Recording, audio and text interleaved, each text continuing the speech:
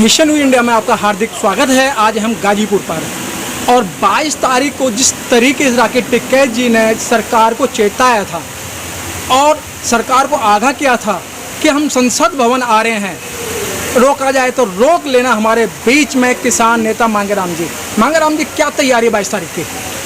22 तारीख की तैयारी अभी तो जो हमारे महामहिम का आदेश है आदरणीय राकेश टिकैत जी का, वो यही है कि हम अवश्य जाएंगे वहाँ जी। और सरकार अगर रोकने की कोशिश करेगी तो ये दमन जो होगा, इस दमन से किसान दबेगा नहीं और उछलेगा ऊपर जी।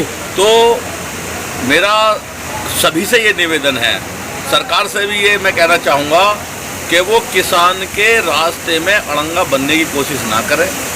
किसान की संसद है, संसद में बैठने वाले जो लोग हैं वो किसानों ने भेजे हैं, उन्हीं के बीच से आए हुए लोग हैं। किसान अपनी बात उन्हीं से कहना चाहता है, उन्हीं के दरवाजे पे कहना चाहता है, तो इसमें बीच के लोग अड़ंगा ना डालें। आदरणीय राकेश टिकैत जी का जो भी आदेश होगा उसे पूर्ण रूप से पूरा किया जाएगा, पूर्ण रूप से, कोई इसमें इफ एंड बट नहीं। पूरे हिंदुस्तान का किसान राकेश टिकैत जी के आदेश का और आज्ञा का पालन करने के लिए तैयार है, उनके इशारे की देर है। लेकिन राकेश टिकैत जी ने मन से ये भी कहा था, सभी किसानों से मेरा अनुरोध है अपने ट्रैक्टरों का बम्पर मजबूत कर लें, क्योंकि जो हमारा जो टैंकर है वो तरी है। ऐसा है, टिकैत साहब ने कहा है कि बम्पर मजबूत कर लें। बम्पर मजबूत करने का मतलब कुछ और नहीं है। बम्पर मजबूत करने का ये है कि जो अवरोधक डाले जाएंगे रास्ते में, उन्हें ट्रैक्टर अपने बम्पर से हटाएगा। अगर ट्रैक्टर का बम्पर मजबूत होगा, किसान मजबूत होगा, किसान का आंदोलन मजबूत होगा, किसान का लक्ष्य मजबूत होगा।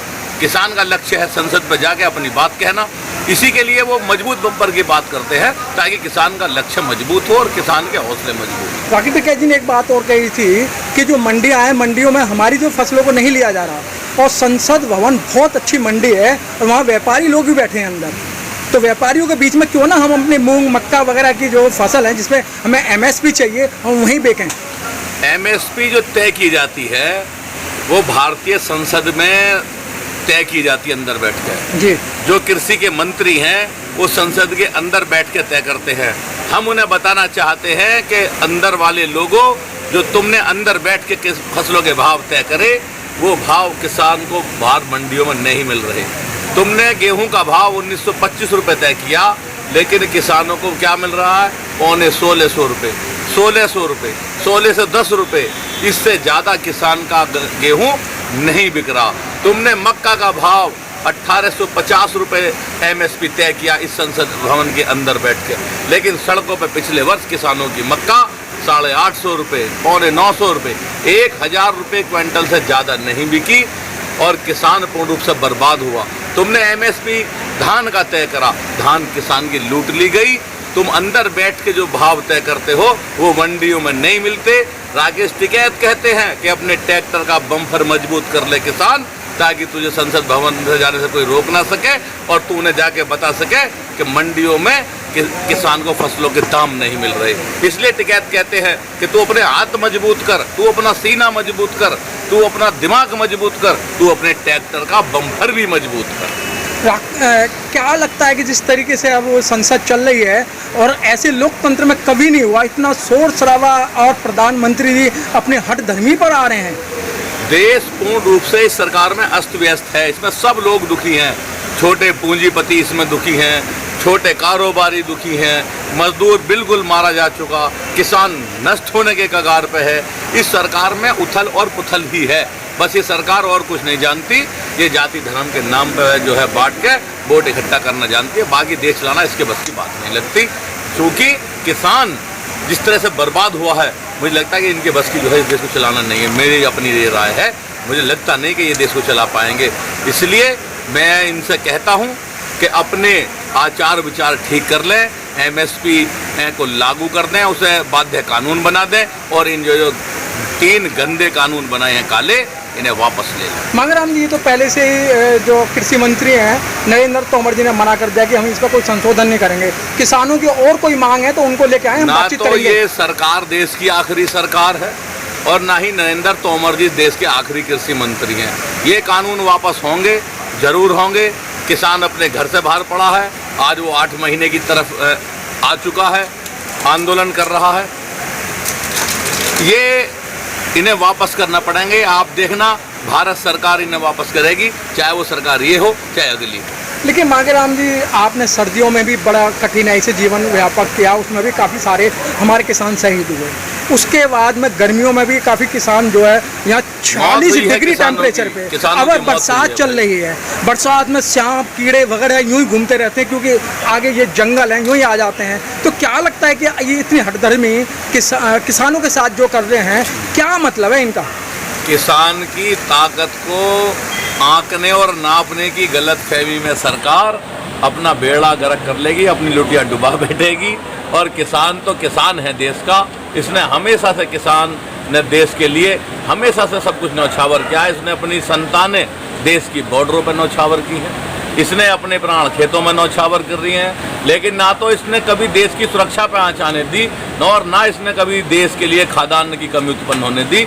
और ये अगर अड़ा है तो इन कानूनों को भी वापस करा के हटेगा, उससे पहले हटनेगा नहीं। ना ये घर जाएगा, ना ये खेत में जाएगा, ना ये खलियान में जाएगा। ये इन कानूनों को वापस करेगा और सरकार को वापस करने पड़ेंगे। जो तोमर जी कहते हैं कि वो नहीं करेंगे, तो कोई ना कोई कृषि मंत्री जरूर आएगा जो इसे वापस करेगा। लेकिन तो, नेताजी, एक बात और आ गई है, इन सब को छुपाने के लिए और पब्लिक को गुमराह करने के लिए 2 चाइल्ड पॉलिसी लिया है, जनसंख्या नियंत्रण। ऐसे मौके पर कुछ नहीं, अब लोग इन्हें समझ चुके। अब ये चाहे 2 चाइल्ड लिया में, चाहे 4 चाइल्ड लिया में, या चाहे ये जो है 2 बुजुर्ग लिया में, 2 जवान लिया में, अब इनकी सब चालबाजियों को लोग समझ चुके। लोग समझ गए कि ये देश में कुछ नहीं करना चाहते। ये रेल बेचना जानते हैं, हवाई जहाज बेचना जानते हैं, ये जो है बिजली विभाग को बेचना जानते हैं, और अन्य जो आमदनी के विभाग थे वो इन्होंने सब बेच दिए। आप देख रहे हैं कि सरकार आजकल मोटरसाइकिल और गाड़ियों के चालान से जीवित है। अगर वो चालान ना होते तो सरकार का दम टूट जाता। बिना मतलब के चालान, आप देखिएगा क्या है बात का चालान, कि आपकी नाक में मक्खी बैठी है, चालान कटेगा 1000 रुपये का। आपने मास्क नहीं लगाया, 2000 रुपये कटेगा। रोज अरबों रुपए पूरे प्रदेश से जो है चालान के नाम पर ठगे जा रहे हैं।